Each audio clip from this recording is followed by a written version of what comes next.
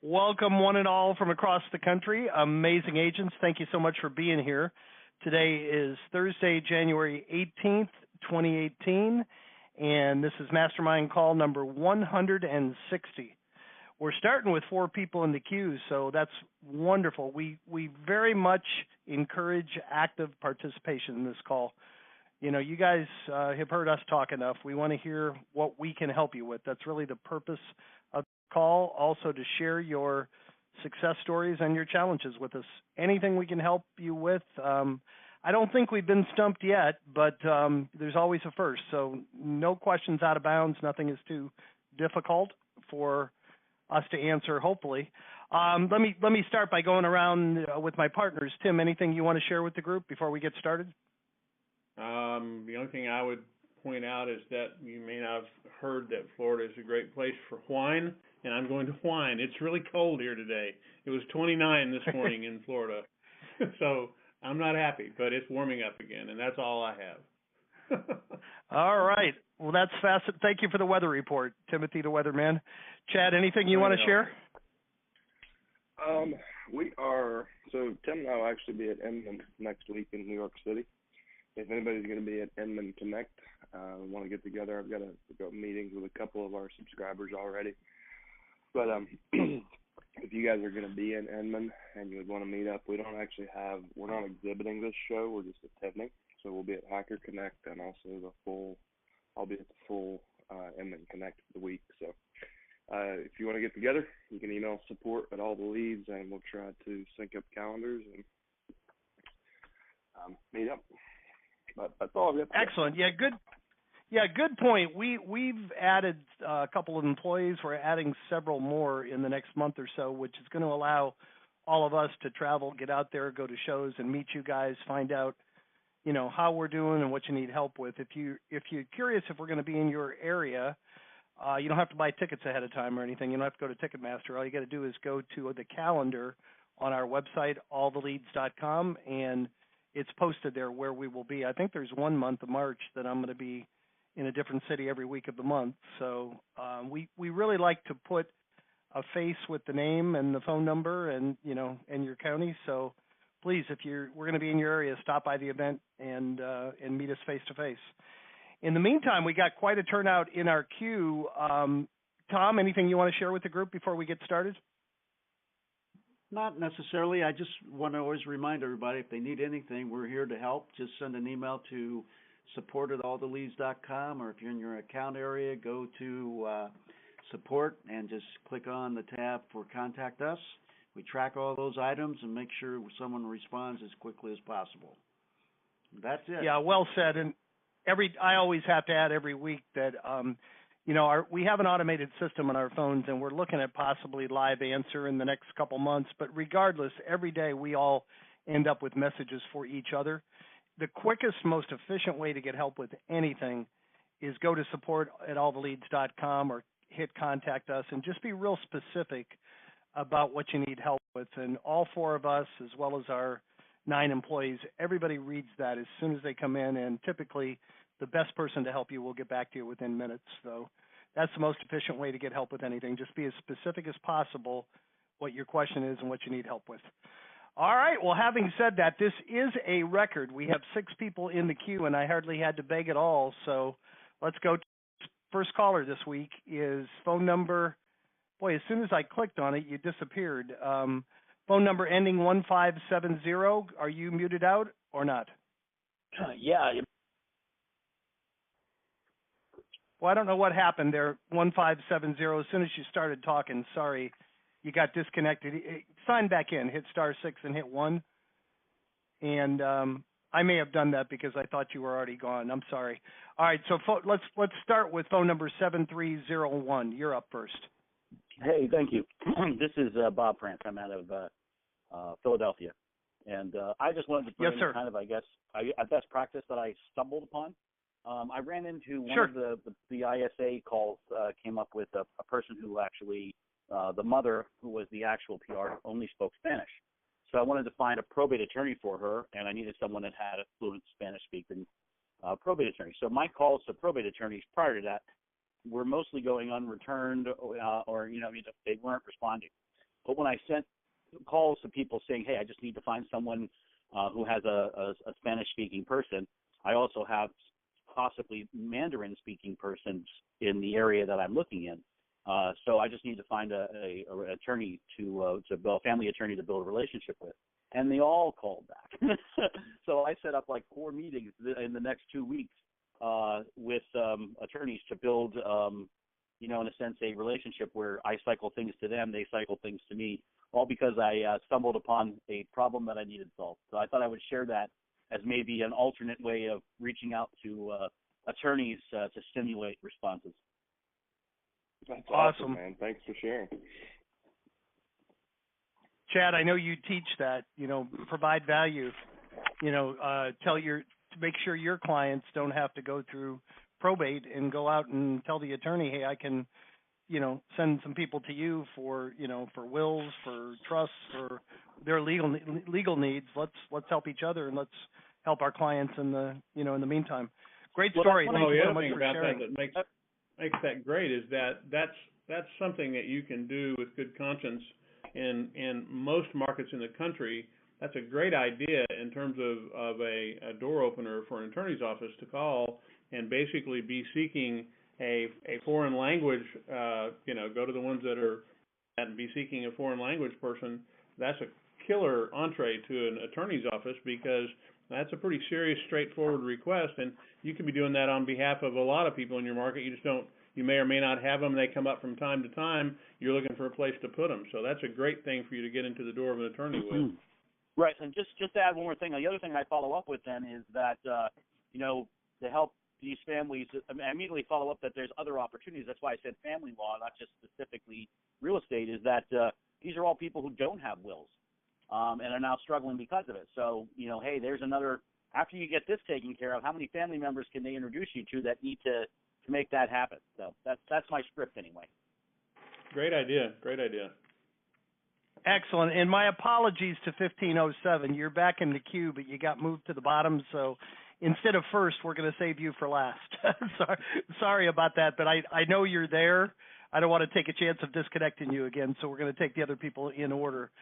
Thank you so much. Great idea, great feedback, great suggestion. Next up is phone number ending in 6818. You're up next. Yes, hi. This is Grant from western suburbs of Chicago. How are you guys? Great, Grant. Thank you. Thanks for participating. Hey, I had 2 quick questions for you. The first one, I'm trying to find the calendar on the website. Now, I am from an iPad, so I don't know if that makes a difference or not. Click on your menu. You should have a layer cake menu on the top, and it being the drop down box on that should be there for you. Oh, okay. It's on the very, very first page before you sign in then. Yep. Okay. That was okay. Question. Okay. And then second, so just started in the program. I'll be going on my first appointment tomorrow, and a situation came up. I just kind of wanted to see how you guys would approach it. You have to put your investor hat on. So this particular property, from what the PR was telling me, it needs a bunch of work to it. There's about a $65,000 lien on the property, about $15,000 in foundational work. The whole house, I think, pretty much needs to be updated. I don't know about gutted, but kind of close to that. And he said that there was a recent appraisal done on the property for $136,500. That would be once it's fixed up. So not a whole lot of room there for, the investor side, I believe, but just kind of wanted to get your thoughts on this situation. Okay. So the kind of tried and true wholesale model, the pricing rule of thumb is for investors is ARV, which is that 136.5 times 70% minus repairs. So if we do that, so 136.5 7% is 95,550, and then you said we had 80,000 in construction. $65,000 on the lien, 15 for foundation, and that does include any cosmetic repair also. Okay, so we have 15 for foundation. How many square foot is the house? 1160. So 30. I'm gonna give you a $50,000 budget. So that means you have to buy it for $45,500, which means it's $20,000 underwater. So it depends on. You may get a landlord to pay $65,000 and clear the lien. It's hard to, there's a lot of variables. You're probably not going to get a fix and flip investor to buy a house with a foundation problem, because it's just too thin. And I'll tell you this, having done the largest foundation repair in the Roanoke Valley, like I've got experience with these houses. If you get a warranty with your foundation repair, it's probably going to cost you 3 to 5 times that. If you don't get a warranty, you might not get that $136,500 in the marketplace. I've offered lifetime warranties with all my foundation repairs, and I still have a hard time selling this home. So, all that said, I think your likely buyer is a landlord. If it's a strong rental market like most are right now, your best bet is to probably sell it as is, where is. Look for a landlord. Those guys are, they're typically valuing not on ARV minus repairs or anything.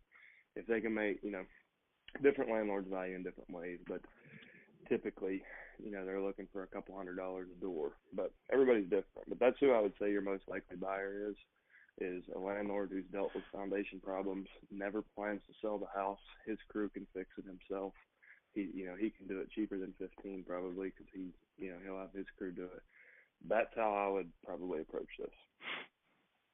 Are you a realtor also, or are you strictly an investor? Yes, I am a realtor also. Okay, because obviously that would be plan B, before you walk away with it, do what's best for the client. If there's not an urgency there, you're not opposed to listing it, right? No, not at all. Now, Jim, I'm saying that the strategy is the outcome is sell it to a landlord with him being the realtor. I gotcha. No, you said you were saying wholesaling, so I thought he was trying to buy it and wholesale it to a landlord. Well, I was just trying to get to the wholesale price that a cash buyer would pay. Gotcha. Yeah, you said there was an appraisal. I'm just saying, you said there was an appraisal. Who did that appraisal? Is that another realtor doing that? Is it based on comps? What's that based on? Do you have any idea? So the PR said that it was an appraisal company that came out. The attorney needed it, so I'm assuming the attorney ordered it. Okay, and do you know what that lien? Who's holding that lien on it, and for what? Taxes. Okay, got it. You won't be clear on that. Is it is it IRS or property taxes? I don't know. That's probably a good question to ask them. Well, I'll tell you why, because, I don't know if you guys know, my wife and I have done over 2,000 short sales. That's what I did before I helped found this company. If it's an IRS lien, that can be removed from the property. The IRS routinely will remove tax liens. Now, there may not be a huge incentive for the seller, but maybe he can get part of that lien paid off and remove the rest of it. So consider that. Now, if it's a tax lien, that's another story. They usually, the county wants to be paid their taxes, but the IRS is pretty flexible at not causing properties to be foreclosed. We've never had any problem getting them to remove an IRS lien. The money's still owed, but if you can just show there's no equity in the property, they'll take it off the property. It takes about 90 days, and you have to have a CPA do it. But that's a good question to get answered. Find that out, and as a last resort, if there's no equity, before the place gets foreclosed, he would probably be better off doing that, because he's going to owe the mortgage company and the taxes also if it gets foreclosed. Follow me? But it sounds like there's not a first mortgage. I don't think there's a mortgage. There's just the lien.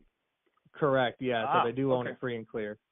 So I don't think that's what I was jokingly saying. I don't think you'll ever get a government to clear that lien unless you pay it off. Unless you could show that there was no value in the property. Yeah. Yeah, I'd like to help the guys out, but I don't want to waste their time and mine. No, I'm sure you can help in this case. You have to kind of do the math and say who's the end buyer here. And I still think, considering everything we know about it, I still think your end buyer is probably a landlord who, is probably a guy who has 20 houses already and has, the equity and cash on deck to bite it off, pay for the foundation repair, fix it up, and then still have enough room in it to make it a wise investment for his rental portfolio. So then I would sell it to him for. You're going to go sign a listing agreement today, and you're going to upload it on MLS as is, where is. Gotcha. Appraisal uploaded in documents. Make the foundation and then whatever your state disclosures are for the foundation issue and things like that. And you'll price it. You need to make sure you price it where you can clear the lien, the closing costs, and the commissions. So you might price it at 75, or I'd just go to with whatever 110% of 65,000 is, would give you probably enough room for everything. But if they just want out of it, price it about 110% above the lien price. That'll give you room for negotiation, commissions, and closing costs, and you'll probably have it sold by the end of the day tomorrow. Gotcha. Okay. All right. Great question. Thank you. All right. You're very welcome. We have 3 more people in the queue. Next up is phone number ending in 3499. You're up next. Yes. Hello. How you doing, guys? Hello. Great. Yeah. Hello. You're up. Can you hear me? Great. We can hear you. Yes, sir. You're up. All right. Fantastic. Well, I'm new to investing. I haven't quite yet bought the probate leads. Very interested in looking to do that. I'm out in Philadelphia. Again, my name is Ramon Tamariso, bilingual.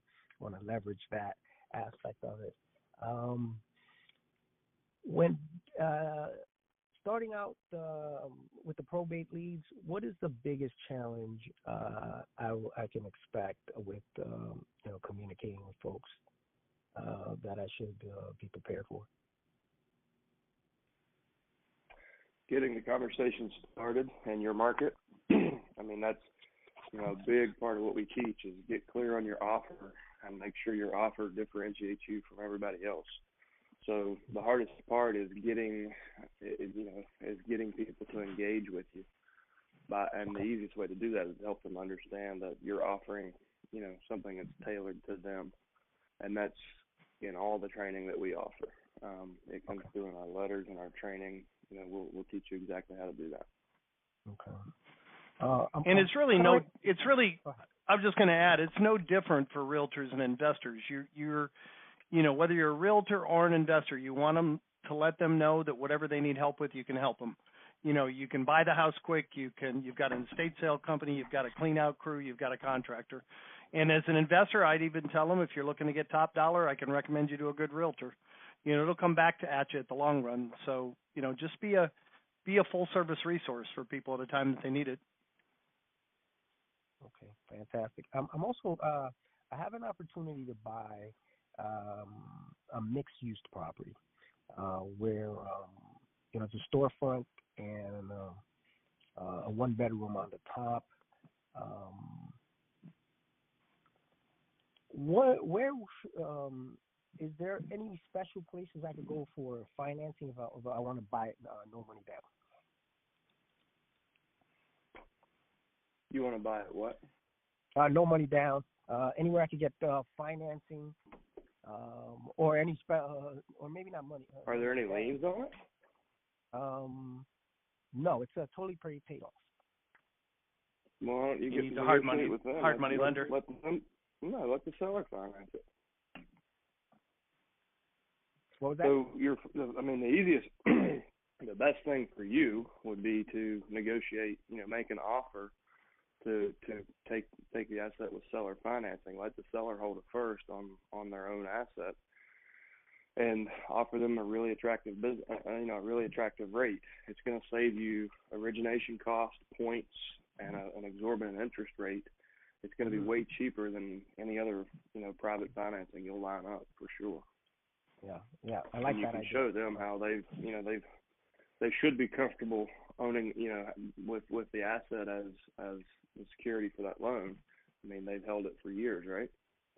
Yeah. I mean, that's going to be best for you. Now, they might need to liquidate, so you may need to pull in.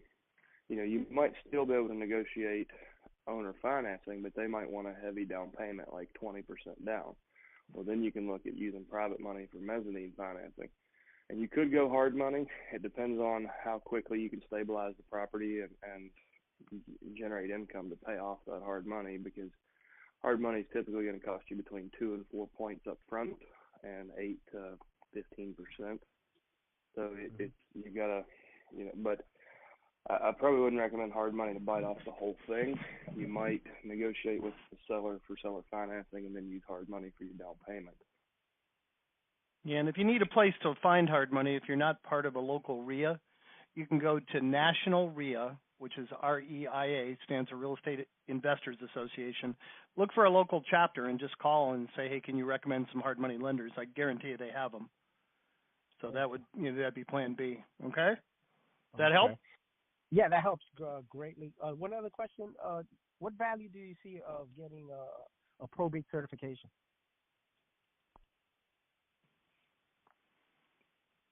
You talking about the Probate Mastery course? Yeah, being certified, probate certified, and providing those services. So some people do Mastery to get the certificate. I think more people do Mastery for the right reason, to get the knowledge.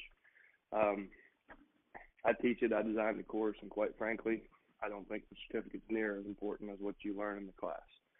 It gives you credibility. You have letters you can put beside of your name and reference in your marketing, but I would focus more on the content than I would the certification.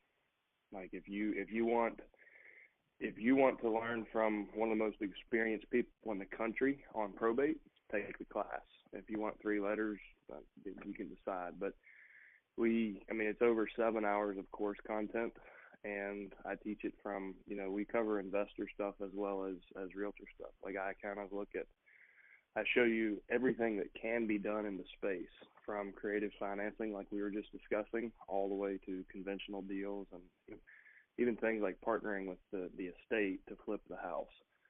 So we talk about all those things in session 2, and then you kind of decide what you want to do in your business. So I know you'll get value from it. I don't know I can't quantify what the designation is going to be worth to you, but I guarantee you'll get value from the course.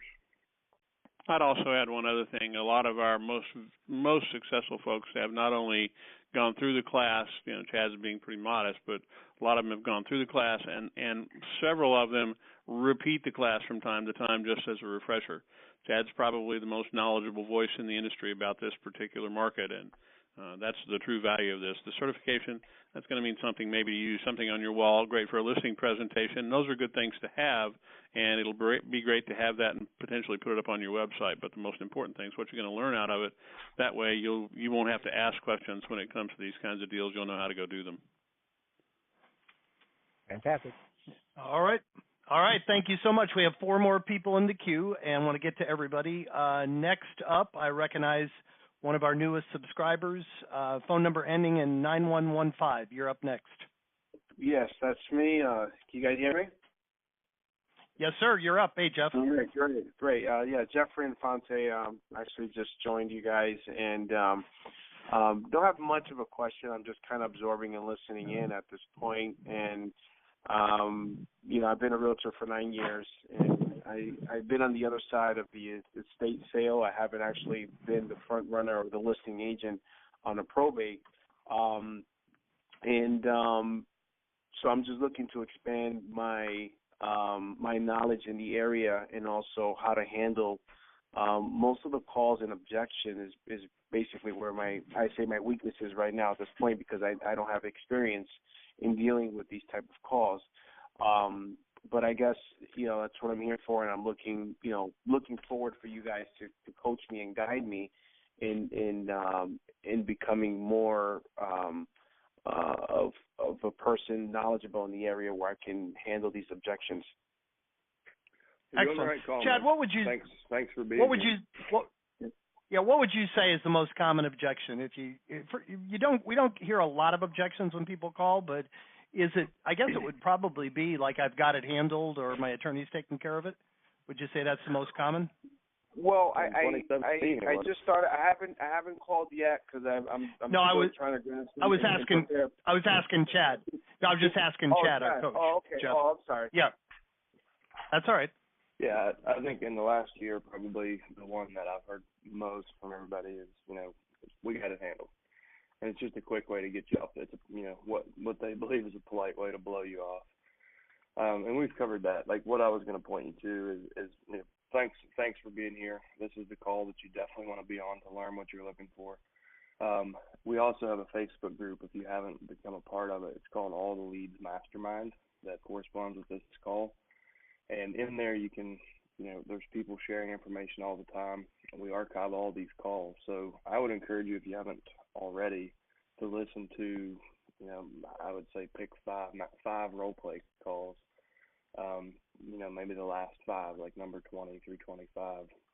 And most of your questions will be answered. In there we cover the, opening the conversation.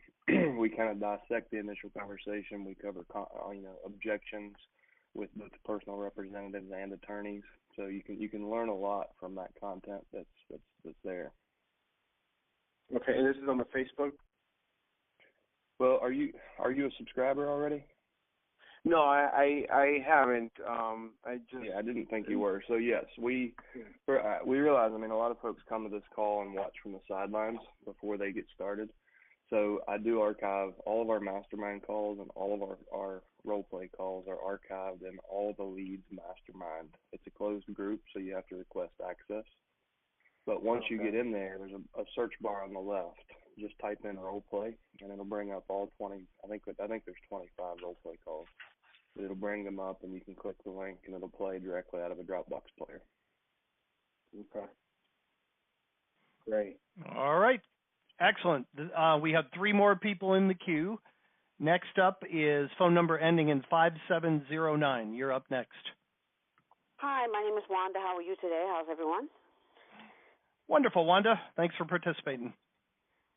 I'm in New York, and I want to go back to the first part, and I've always wondered when you will be in New York. So I didn't get a lot of information on that. Is there any way you can give me that? I couldn't hear the name clearly. We'll be at the Inman Connect New York event at the Marriott Marquis. Which part is that New York City or New York State? New York City at the Marriott Marquis. 42nd Street? Yep. I don't know. Yeah, Times Square. Times Marriott Square. Marquis is right. Okay. Yeah. Okay, thank you. All right, go by and see them. They'll give you their autograph. Just kidding. What's the date? What's that, Wanda? Next week. Date and time, please. Well, it's all week, so Monday through Friday. Oh, okay. And I think it's 7:30 to 4:30. That there's, it's an intense schedule, but it's all day, every day that week. Which week? I'm sorry, I missed a week. This coming Monday through Friday, from 7:30 to 4:30. Okay, there's the Inman Connect. All right, excellent. Next up is phone number ending in 1189. One of our getting to be longtime subscribers. She always has something good to say. How are you, Belinda? Okay, how are you? Can you hear me clearly? Hear you great. Can you hear me? Yeah. Okay, good. Okay, so yes, ma'am. I have a case where there is a home involved. There's a young couple. The mother actually owned the home, so she was deceased.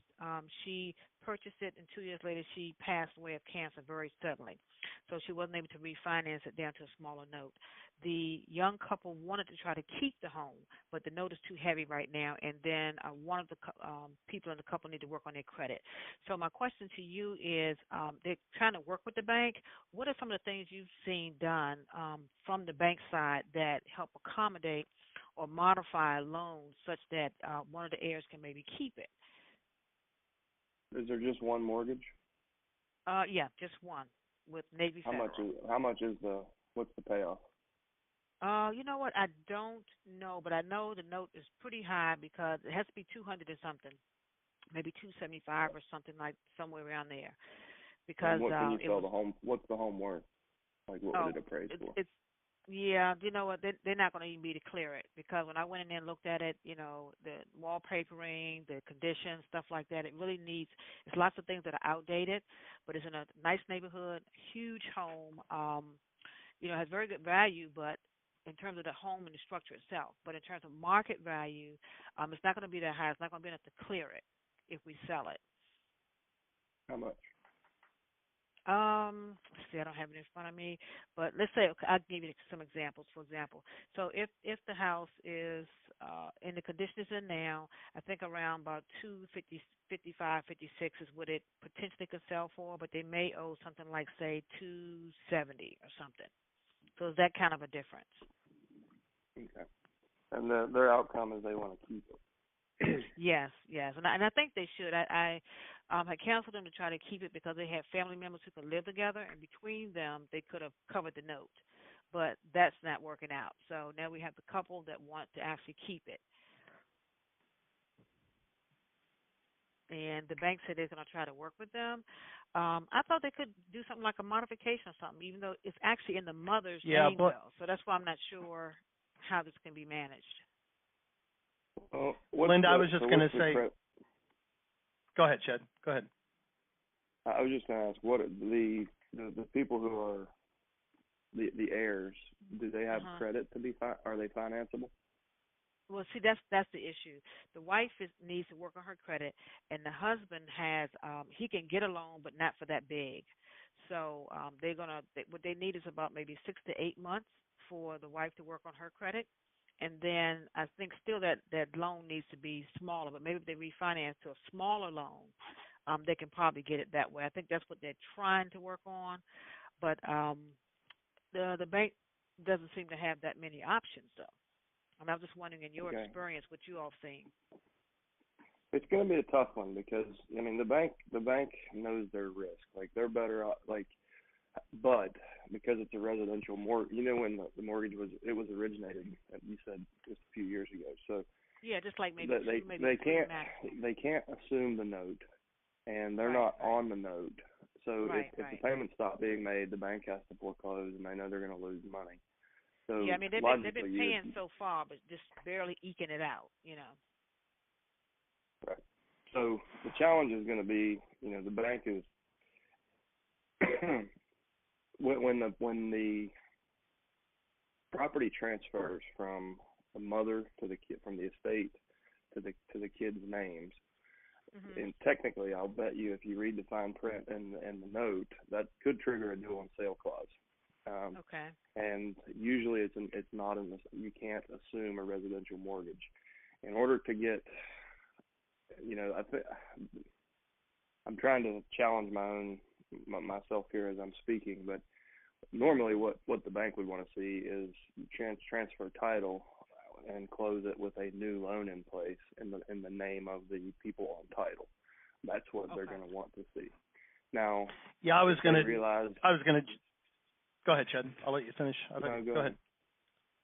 No, I was just going to jump in and say that it sounds to me there's probably only two options. I agree with everything Chad said. You could try to do a short sale and let the new heirs, you know, buy it for whatever they can afford to buy it for. If a loan modification, well, she said they couldn't get enough financing, correct? Or they can't get any financing, Belinda? Right, they're not going to be able to get any right now because the wife's credit's not good. The husband is, but so I even questioned him being able to get her mother's home in his name only. I don't know if that's going to fly. Right. See, it's a classic loan modification, but the problem is the person that needs to modify the loan is deceased. So I don't think the bank's going to consider that either because, Yeah, because she tried to they do will, before or she passed, but she just passed too fast. Right. Yeah, it's unfortunate. I don't see really a good viable option. One thing I was going to say, Belinda, I think you're our most successful part-time agent ever. And this is, you know, you've done a lot of deals, and I like the fact that you're looking at this, not how can you make a commission, but you're looking at it, how can you help the people. And unfortunately, this is a young couple, and they were going to look for a house. I'm like, you're never going to be able to afford one this great, so why not try to keep that one, But if they can't, they don't want it to go through foreclosure either, and they lose it, because the mother struggles let's to talk get about. that home. So I don't like to not give you or them a solution. So where my mind is going, who in their extended family or in their network can afford to buy this home, and can you work out a deal with them where basically this person buys the home, and maybe it's a short sale, maybe it's not. Maybe they can buy it. However that is, if it ends up being a short sale, so be it. But if it ends up in this person's name, then you can structure a lease purchase between that. So Uncle Bill buys the home in a short sale from the estate, and then Uncle Bill signs a lease with option to purchase with heir A and B, and then you put heir A and B into professional credit repair to expedite that, and then in 8 months or whatever you estimated, then they apply for conventional financing, exercise their option, and take Uncle Bill out of the transaction altogether. Then they hold title, they hold the note, and they got the house. Like, that's how you could save this and meet everybody's goals. Okay, that's it. They got to have somebody like that, and so far. But you've got to find a third party that trusts them. Yes, and you need to find an attorney. Yeah. I have a real estate attorney that can do that. Okay. Yeah, I got a good Chad, real estate attorney that's used to non. Chad, I was going to say also, to carry Chad's idea one step further, if there is no relative, maybe try to find a local investor that would buy it and, to really, at a short sale, is a really good price, and then purchase it back to them if the return was good enough. That might be a possibility. That's a good point. Yep, that might even be easier. Okay. You may find an investor that will pay cash for it. And if he's good at negotiating the short sale transaction, then he can create a big chunk of equity for himself, and the family doesn't have to buy it back at a premium. They can buy it back at the same price they would be willing to if they could get a loan today. Okay, because I got a good short sale negotiator that I go to, so that opens up some possibilities. Okay, I'm going to think about those some more, and I'm going to call her back at the end of the month to touch base with her to see about some of these things. Okay, great. All right, thanks. Excellent. Thank you, Belinda, as always. Thanks for your participation, your attitude, and your energy.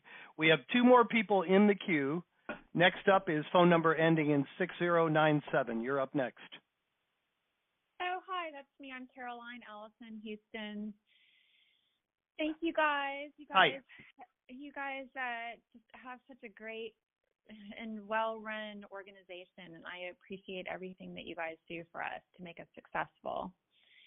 Thank you. Yeah, sure. Yeah, Jim. So my question, basically, a lot of the calls I've been making recently, people sold their home already. One call from yesterday, their dad got Alzheimer's 7 years ago, and that's when they sold the home.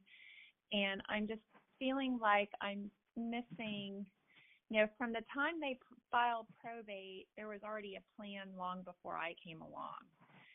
And so my question is, are there organizations that I should be thinking about networking with, senior housing that I might want to, when people are in the process of making that transition in their lifestyle for whatever reason, usually the sale of the home happens then. What would you guys suggest? Because I'm just not early enough. Well, for some. So it's hard to quantify because it's just hard to track. But I would, based on my experience, I would guess that about a quarter of people actually do that because they know mom and dad are never coming home and they have to liquidate assets in order to qualify for long-term care. So a lot of people do that. They need to free up money to get them to more suitable housing because they didn't really have a long-term care insurance policy or even a plan. So don't let it discourage you.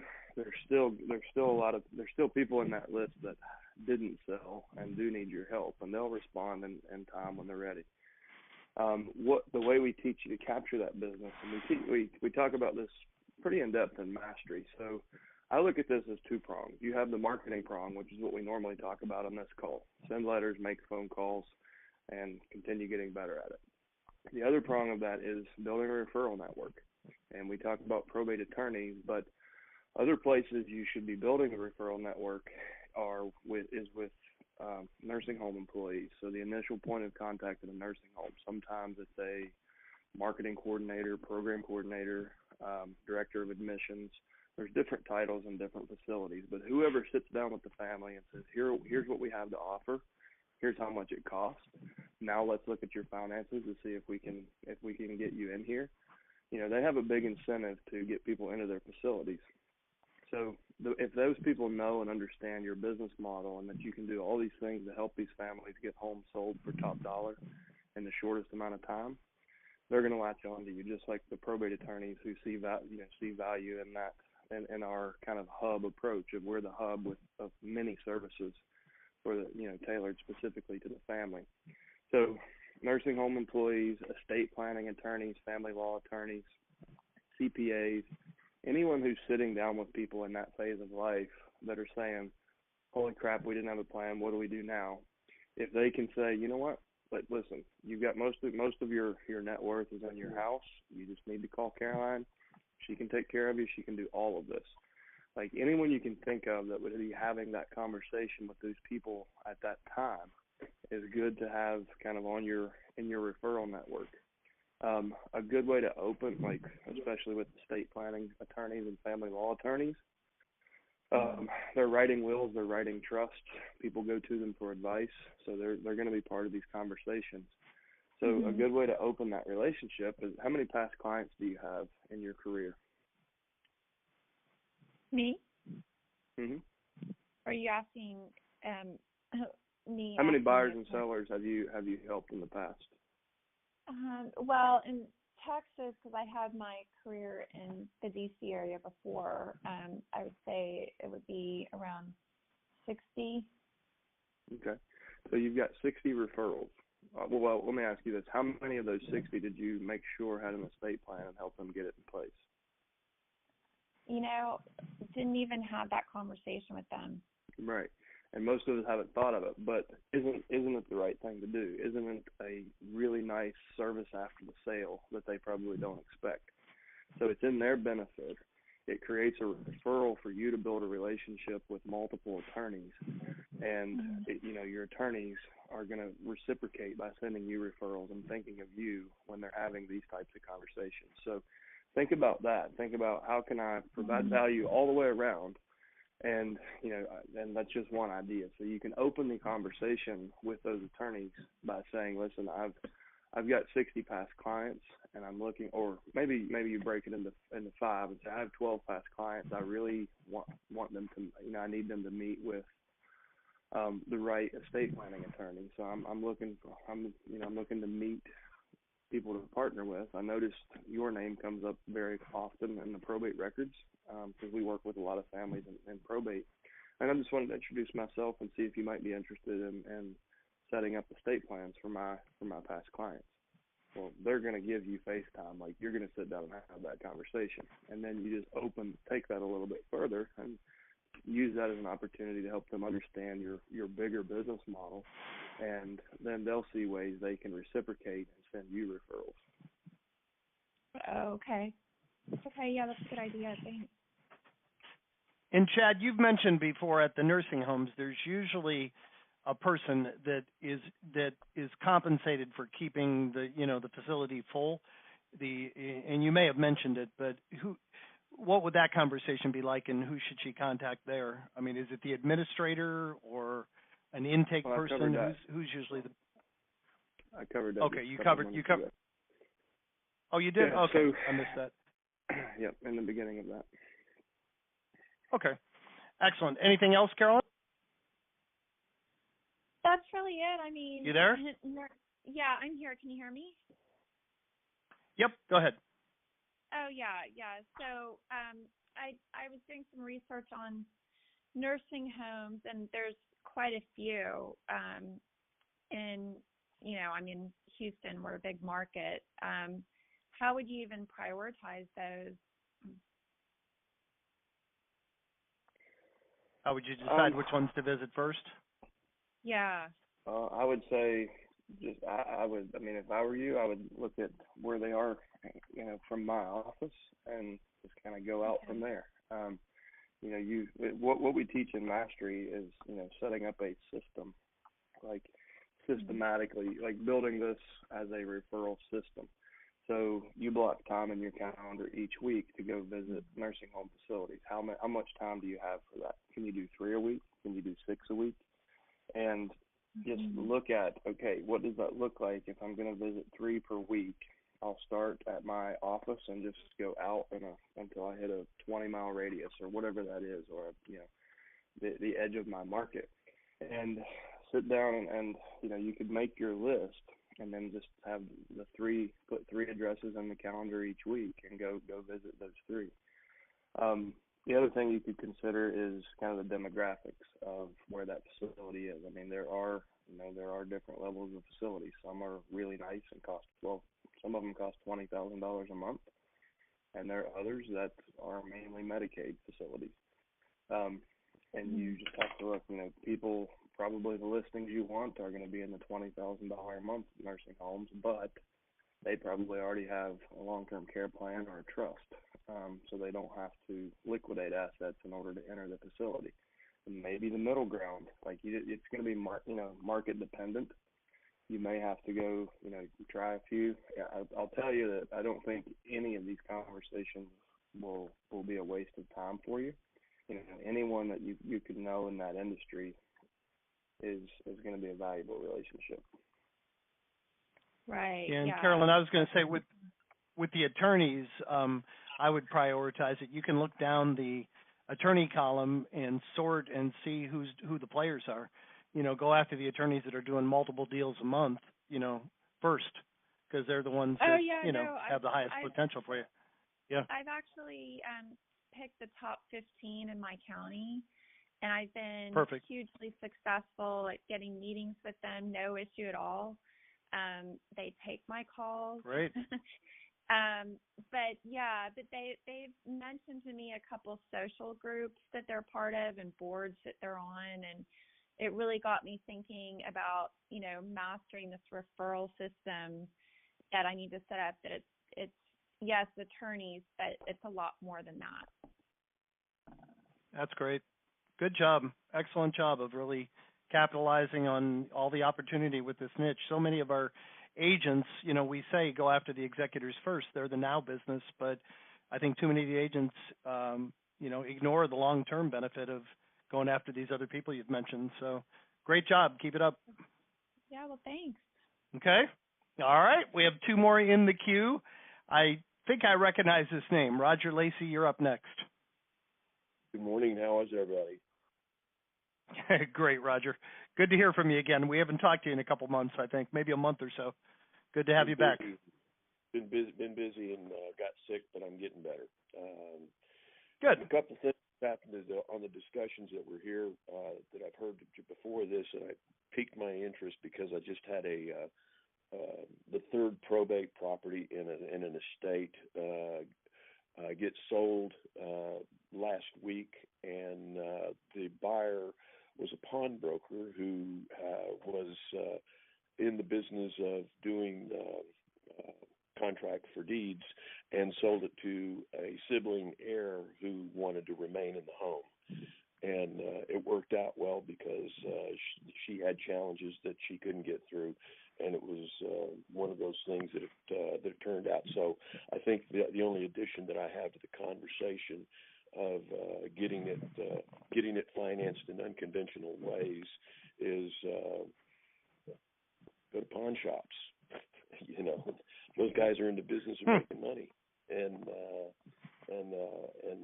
I was referred to him by somebody, and I zipped right over when I heard that he was doing some contract for deeds and managed to get that in. That's really all I chimed in. I was just going to be listening today, and I just thought I'd throw that in.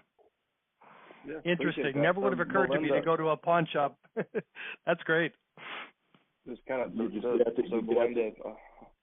just go out there and mix it up with those guys and just start talking about something, not necessarily real estate, about what they're doing at their business and how's things going and da da da da da. And I find the just mix. Just get out there and stay out there if you're not in front of a PR or an attorney. That's all I got, and I appreciate you guys a whole bunch. Yeah, thank you as always, Roger. Idea. And Belinda, if you're still listening, that was Roger was offering that to you. What I would recommend, it could be just a simple Word document, but you should lay out the key points of the situation. So here's here's kind of the after repair value, what the home will be worth. Here's what the note is that's on it. Here's what the finance problems with the buyers. I just kind of have like a flyer that you can hand out. So if you do end up going to your local REI meeting or you go to pawn shops, you have something that you could drop off and say, here's kind of the scenario.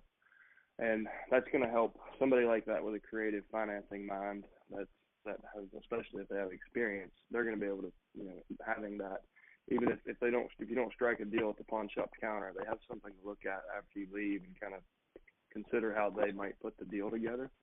That would just increase the likelihood that they would call you back and be like, you know what, I think we can do this deal. So you may, put something in writing and disclaimer and say, this is not a real estate listing. I don't represent the seller, whatever your broker's comfortable with. But maybe just highlight the points of the potential deal, and when you're speaking with those people, you have something to share with them. Excellent. Roger, you're a wealth of information. Thank you, as always, buddy. Thanks for the participation. That's a great idea. One more person in the queue. Our last for this week is phone number ending in 8822. You're up next. Good afternoon, Are you there? Yes, can you hear me? Good afternoon. Yeah, can hear you great. I'm so grateful to attend this call. This is my second attendance. Looking to become a customer, but this question is for Chad. The Probate Mastery training, is that something that's offered once a month, once a quarter? And how soon can someone jump on to the program or to the class? We teach it once a month in a group format. We just finished the January class yesterday. If you want, what a lot of folks do, in this case where we just finished a class and they're excited to get in, if you sign up, I'll send you the recordings from the January class. Mm-hmm. And then I'll also you'll be registered for the February live sessions. And if you listen to the recordings and you have any questions or need to work one-on-one, you can set up a time with me and we'll work through that. So you get the same value from it. It just happens quicker for you, right? Okay. And the sessions are how long? It's 3 sessions, and how long are each session? This past month, it's usually 6 or 7 hours. It depends on how interactive the group is. I think we went maybe an hour on when it was probably 6 hours this month. Oh, okay. So it's 3 sessions, and each is a 2 hours. couple hours or so. Okay, great. I really enjoy the call. I like the engaging questions and conversation. It looks like something that would really help me. So thank you. Well, you know how to get started. Just give me a call whenever you're ready. Okay, thank you. All right. Excellent, guys. Great participation, guys. This is what we want. Thank you so much. I always like to end these calls by challenging y'all. You took an hour to be here. Thank you so much for doing that. We had some great ideas, some great participation. Take one thought, one idea, one thing that inspired you on today's call. Go out and put it into practice and come back next Thursday and share it with the group. Thank you so much, guys. Make it a great week, and we will talk to you same time next Thursday.